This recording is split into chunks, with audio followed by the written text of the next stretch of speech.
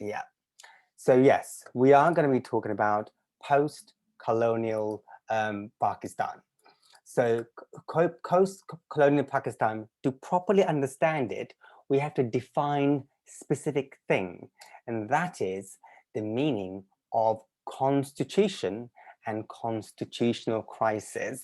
And this is what we had. So let me explore constitutional crisis. A constitutional crisis refers to a situation dealing with inability to resolve a disagreement involving the governing constitution of a political body, typically a dispute or an interpretation or violation of a provision in the constitution between different branches of government involved. A constitutional crisis may threaten to break down government function.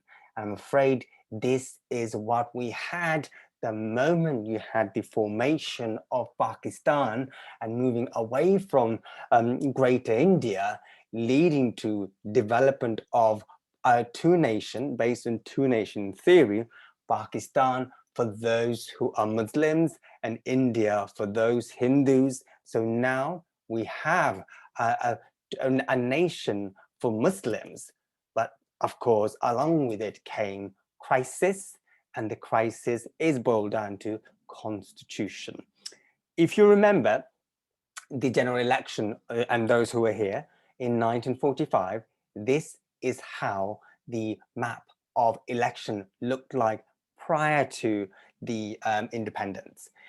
All green, can you, I hope you can see it. If you don't see it, please just say it. All green things that you see on the map of in South Asia, you can see all green is Muslim, all blue, Indian National Congress. So the outcome of it, that election, was that this region is fragmented into two communities, Muslims and Hindu, and Muslim campaign was led by Muslim League. And of course, it is the conflict between Muslim League and Indian National Congress that result in the idea and formation of a two-nation theory into practice, whereby Nehru said, I want strong center. And I want you to bear in mind with this, strong center. He wants a strong central government. Muslim League wanted a federal government. That was prior to partition. Another word, strong center is what Indian National Congress wanted. Muslim League wanted federal government because areas where there were predominantly Muslims, they can be in control of their destiny, rather than Indian National Congress, which from the point of view of the Muslim League, led by Muslims. And if Indian National Congress has a strong center, that means systematically Muslims, according to Muslim League, shall be subservient to the Hindus. And this is what it is. Ultimately, it is a constitutional crisis. National versus federal, Muslim League, federal, and Indian National Congress central strength. However, it was not agreed, and both parties were unwilling to come to a compromise even at the last minute. Since there was no compromise, the only solution put forward, knowing that riots were everywhere, communal violence were everywhere, it was obvious that it's not going to go. Naturally, partition did follow in 1947. As you can see by the map, partition is where you had the East Bengal and blue bit West Bengal. They were separated. Blue bit went to India, green bit went to Pakistan, and light green, as you can see, which was used to be part of Assam. And anyone who lives in Britain will know that most Bangladeshis in East End or in UK are Siletis. That specific region was in Assam, has been incorporated into Bangladesh to create East Pakistan based on faith. So what followed afterward, you see, and you would expect, knowing that communal violence was rampant everywhere, both in Muslim regions and Hindu region. It followed from then. In fact, prior to partition as well, is migration. We saw migration of Hindus from East Bengal to West Bengal, and as you can see, according to Indian government estimates, around 2.6 million migrants left East Bengal for India, and very few compared to what we have seen the other way, i.e., from West Bengal leaving to go to East Bengal. Partly because, on a generic term, I am being generic here, poor people can afford to live, afford to leave. Affluent groups can leave. So when it comes to religious, Hindus who are well and affluent left earlier on from East Bengal because they can afford it, they can accommodate it, and then poorer Hindus then followed. And of course, when there were more riots, as you can see in 1950 Borishal and also in Noakhali, then there's a mass influx afterwards. So yeah, so we had population or migration, but that migration is very different from what was going on, let's say, in West Pakistan. In West Pakistan, the Indian government and Pakistani government accepted that there ought to be a population exchange. Now, unfortunately, the same rule did not follow in East Bengal. East Bengal was seen slightly different in a sense that Indian government encouraged Bengali Hindus and Bengali Muslims to stay where they are and set up institutions and associations to develop more community cohesions, whilst in Pakistan, we had a systematic exchange of population. And if you look at in terms of data of population, as you can see here, according to 1951 consensus of Pakistan, you had at the time 75 million in total. So this includes West and East Pakistan. However, if you dig deeper, and this is where I'm trying to unfold a couple of conflicts for you, is that 33.7 millions are in East Pakistan, out of it's 33.7 in West Pakistan and 42 million in East Pakistan. So already we have, and if you remember who was here before, the real division at first that we had occurred in Bengal. It is the fact that Bengali Hindus, so they will be in domination by Muslim Bengalis. As a result, they have went for separation of Bengal. Currently, you can see here why now East Bengalis, although they are in mass in the population, i.e. 42 million over 30, that's over 10 million, that's nearly 10 million difference. So region of East Bengal, its size-wise is small compared to West Pakistan. However, number-wise, East Pakistan was much greater in terms of population. So that's one thing I want you to bear in mind. And of course, when it comes to religion, we can see that Hindi constituted 12.9 of the Pakistani population. However, there is more Hindu Bengalis still remained in East Bengal. In fact, if you combine Hindus together, you probably realize that there's more Hindus in East Pakistan and West Pakistan compared to any other countries outside India. So that is the sheer size of population we're talking about in terms of religion anyway. Now let's move slightly on the economic side. I know I'm giving you migration and population and building up to other things, but let's look at the population. I mean, we looked at a couple, let's look at the economy and industry. At the time of partition, East Bengal did not have any industry in a sense of what we see now, manufacturing and so forth.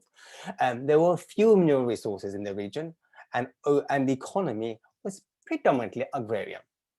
Main produce was food, crops, and we'll talk about jute later. These raw materials were consumed by factories in and around, let's not forget, Calcutta, which is in West Bengal. Calcutta was the center of Bengal's economic and social development for both religious communities, and large industries and military bases were situated in Calcutta. What happened when you had partition? East Bengal did not have Calcutta. Instead, the center and the hub of trade moved to Chittagong, which is in East Pakistan. Let's now go deeper into the economics and industry. I know we talked about jute. Jute was the largest industry in Bengal at the time of partition. Under Radcliffe is the person who led the actual nitty-gritty work of partitioning the area. The partition left every jute mill, a mill in West Bengal, but 4/5 of the jute producing land in East Bengal. Best qualifying fiber yield breedings were cultivated also in East Bengal. So let's be clear, agriculture work around jute predominantly was in East Bengal, but the mills where you have production in Calcutta and around it, so there's clear cutting of trade. Central government of Pakistan did say, we will do things to make sure the East Bengalis were compensated, i.e. more investment and development. However, nothing actually followed.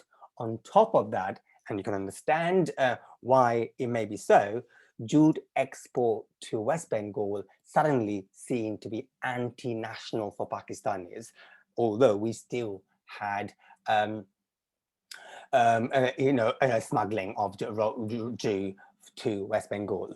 And going deeper into it, you'll see that East Bengal exported more to wider world than West Pakistan. So as late as 1960, approximately 70% of Pakistan, that's Pakistan means West and East Pakistan, export originated in East Wing, i.e. East Pakistan, although this percentage declined as time goes, and I hopefully will show you that later. By the mid-1960s, the East Wing was accounted for less than 60% of national exports earnings. So what we are seeing economically, East Pakistan was declining, whilst investment of an aid in West Pakistan expanded. So I know I talked about economy quite a bit, and I know I talked about migration to give you flavor of what is going on. But of course, if you remember, today is a day of International Mother's Day, International Mother Language Day. And the reason International Mother Language Day has been incorporated by United Nations is because of the campaign that we had in East Pakistan and question around language. If you remember, East Pakistan came about based on religious identity. Now here we have a conflict. Now, just after the partition in 1948, this is what Muhammad Ali Jinnah, the founding father of Pakistan, has said. And let me quote, "Let me make it clear to you that the state of language of Pakistan is going to be Urdu and no other language. Anyone who tries to mislead you is really the enemy of Pakistan. Without state language, no nation can remain tied up solidly together and function. Look at the history of other countries. Therefore, so far, the state language is concerned, Pakistan shall be Urdu." So clearly you can understand Bengalis, yes, they have formed an alliance with West Pakistan with the intent of having a Muslim state. But we have a scenario here, whilst there is a Muslim state, but looks like a linguistic community. And if you remember, I said majority of the Pakistanis at the time, both East and West, are actually Bangladeshis. So suddenly those Bangladeshis, we're talking about 60% or, or 55%, are now, the moment you incorporate Urdu, are seen to be literate, from illiterate groups to a complete systematic illiterate group. So naturally you expect demonstrations and riots, and you did have demonstrations and riots led predominantly by student groups. Students of University of Dhaka and other political activists defied the law passed by Muslim League to say from now on, Urdu is the national language. It led to such a climax and such unrest in East Bengal that there was a clash leading to deaths. And this is why today, the 21st of February 1952, it's the day that Bangladesh remembers, because students, demonstrators were killed as a result of safeguarding their language. And of course, this conflict went on, and interestingly enough, this point amongst many was the major issue for a provincial general election, not national general election, i.e. East Pakistan, was a provincial general election, whether to decide which way East Pakistan goes politically for its governance. And interestingly enough, it was this time a campaign in the local government, if you want to call it. It was led by some of the figures that you would know if you were around at my last meeting where I talked about history of colonial Bengal, because it's the same folks who led the United Bengal leadership were actually now campaigning in East Pakistan for and forming a united front against Muslim League. And of course, their points were this: to recognize Bangla as one of the state language of Pakistan, to abolish compensation zamindari and all rent receiving interest in land, so quite radical as you can see, to nationalize jute trade and bring it under the direct control of the government of East Bengal, to introduce corporate society, cooperative society in farming, and of course, if you're interested in labor law, bring in labor law to make sure workers are treated fairly. And if you go right down, full autonomy of East Bengal, leaving only defense, foreign affairs, and currency under central government. So on that basis, a campaign was won. It was won by predominantly by the coalition, decimating Muslim League to nil, basically. So if you remember, general election pre-partition, where Muslim League literally had every corner of Muslim areas now being decimated by an election in provincial election in 1944, and they were not in existence because of the question around exploitation and of course ideas and the leaders who were leading the campaign for the points that I've told you about were already had history during United Bengal, who were leading the Bengal ministry, now leading the campaign against West Pakistan. However, the provincial government was led by Fazlul Haq, if you know it. He's the peasant associations group. Awami League, you know who it currently is of course, this is where you had the prime minister and Shahadi Shohrardi. And again, it's the same figures really. Unfortunately, as time went on, we have seen even more fragmentation in the assembly. And although Shohrardi was seen to be the guy who was bringing harmony, but his political views, whereby he argued that there ought to be more federal government and more say, that was not liked by the central government rulers. And if you remember, the conflict that we had before we got to East Pakistan is the fact that Indian National Congress wanted strong center and Muslim League wanted more federal, post-independent Muslim League argued for strong centre, and others, such as the alliance that we talked about, they want more federal government because it will enable Bengalis to have more say, more power, and more strength. But unfortunately, that was not agreed by the military, and Iskandar Mirza took over, called for martial law, and then Mirza was removed and taken by Ayub Khan. Again, and he came on the basis that he's going to remove corruption. Unfortunately, corruption just followed. In the meantime, what we are also seeing, public spending is heavily focused on West Pakistan, and East Pakistan is gradually dwindling. And if you remember, I started before, economy of West Bengal is also dwindling, and there's a constant battle of power as to who to rule, what to rule, how the parliament to be ruled. And of course, there was ultimately, after a decade, a call for a general election in 1970, and general election is really, again, is go back to the issue about control, federal and central.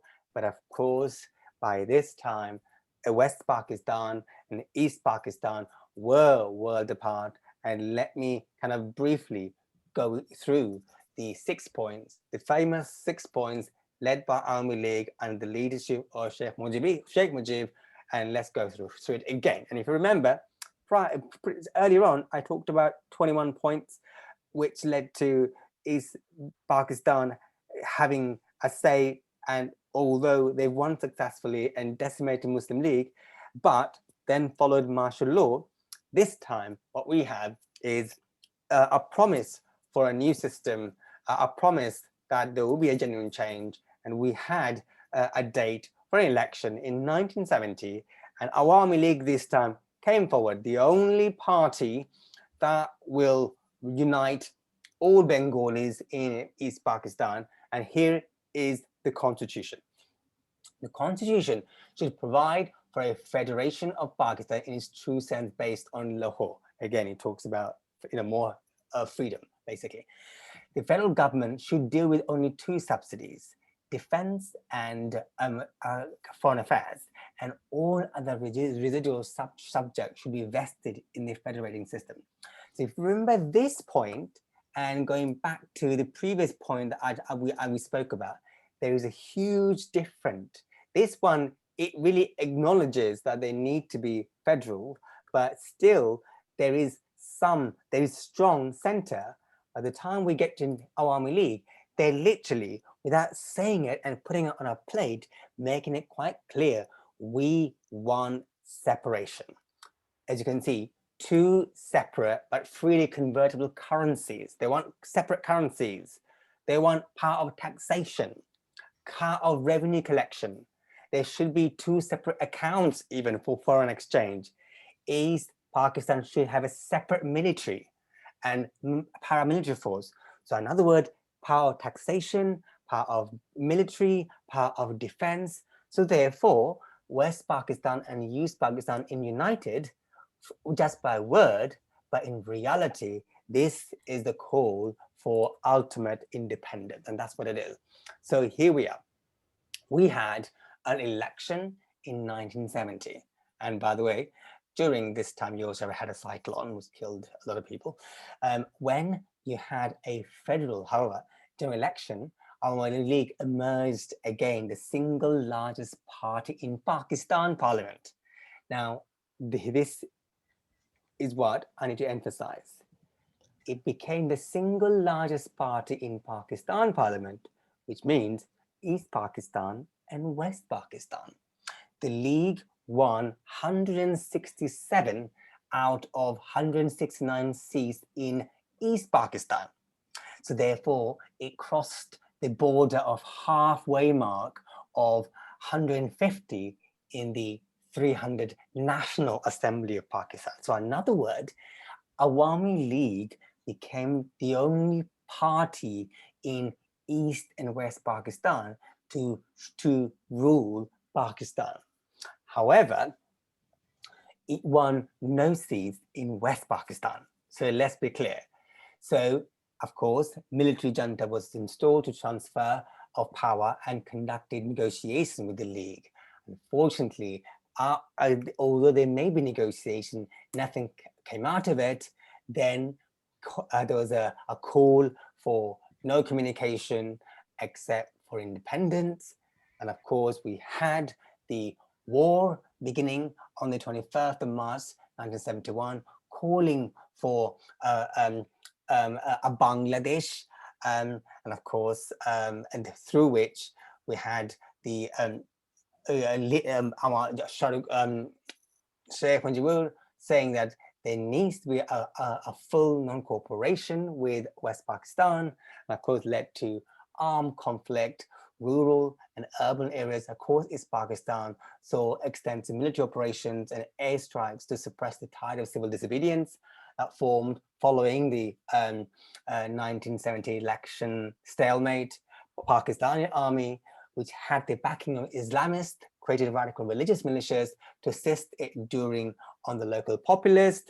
An estimated 10 million Bengali refugees fled to neighboring India, obviously causes a problem for Indian National Congress and the Indian border, because they have to deal with the migration and also asylum issues. Of course, India got involved in the war, and the provisional government of Bangladesh in India got involved in the war.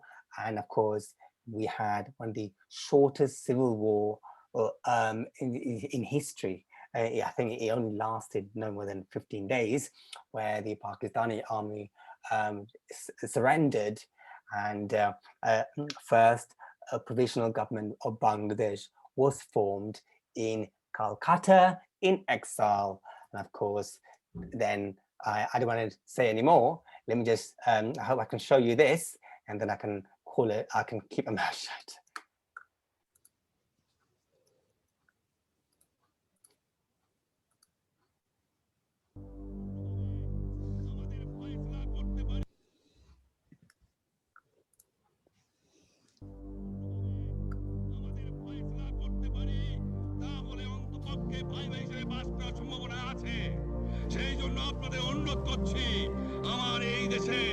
আপনারা military শাসন চালাবার চেষ্টা করবেন না।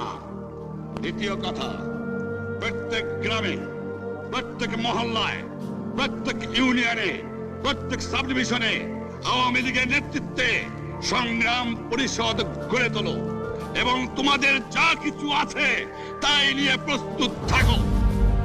মনে রাখবা, রক্ত যখন দিয়েছি, রক্ত আরো দেবো।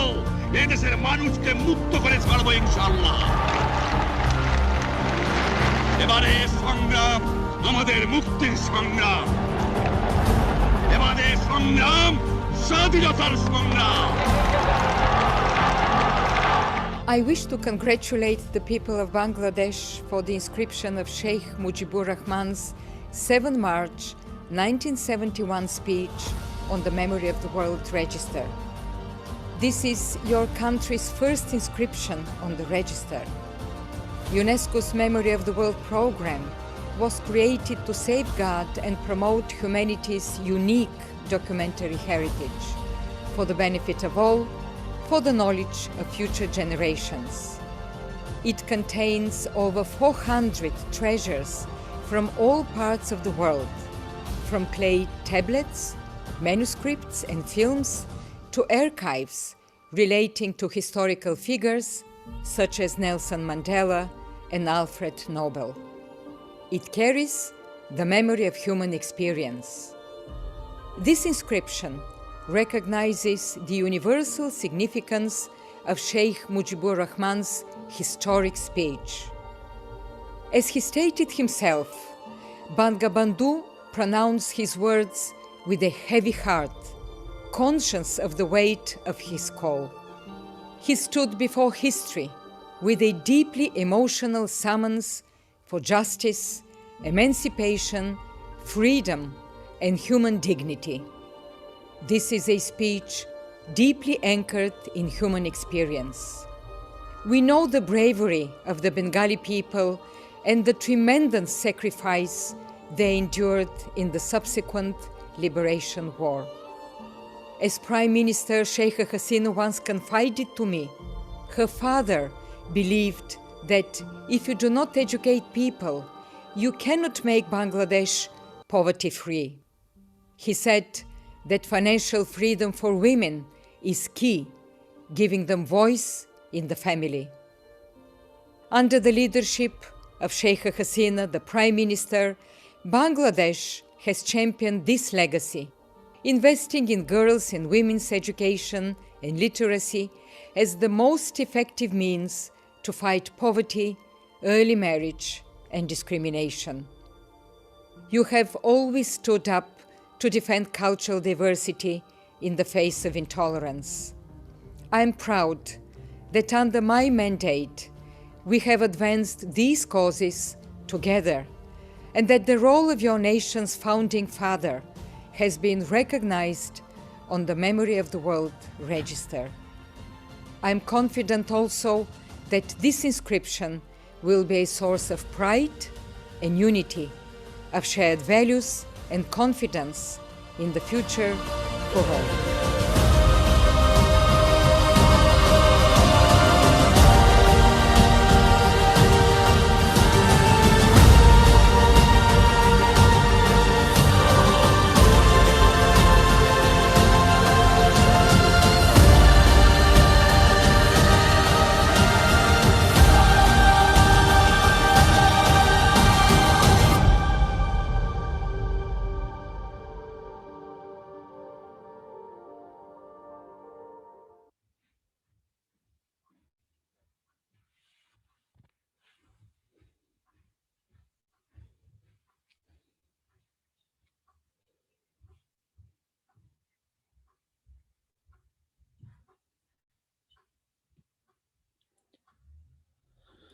Hi, everyone. Yeah, feel free to say what you think or any issues that you have around this.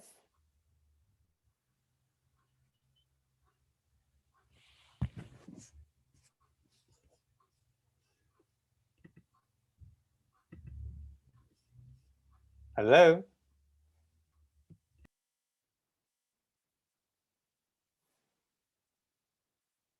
That's it. Okay, so that's pretty much it then, isn't it? So I think we're done.